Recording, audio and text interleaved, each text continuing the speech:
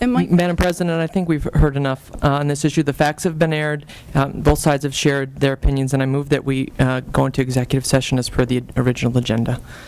Judy Just Karp one more comment, just because it's been alluded to, and I don't think we've There's a brought up- motion on the floor to... Okay. You need a second? I second. I second it, please. Do you want to roll call it? We'll roll call this motion. Mr. Dorn? No. Mr. Gainsbourg? No. Mrs. Karp? No. Mr. Myers? No. Dr. Swanson? No.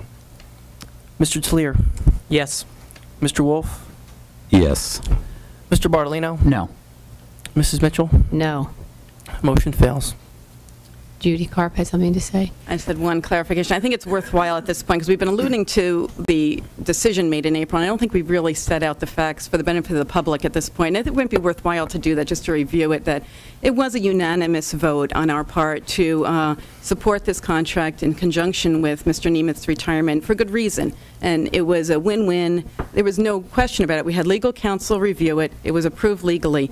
Financially, it was a huge boon. I don't remember the numbers, but it saved us a lot of money for the district, because the superintendent took the opportunity of Mr. Nemeth's retirement to restructure the administrative team, saving us money long-term, but acknowledging the fact that we had ongoing issues that needed to be taken care of that we could not do on such a lean team without extra assistance for 6 months.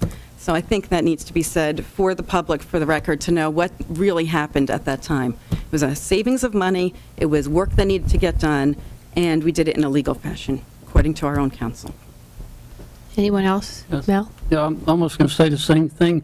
I was a little disappointed with the article that appeared in the newspaper. I think it could have been a little better balanced.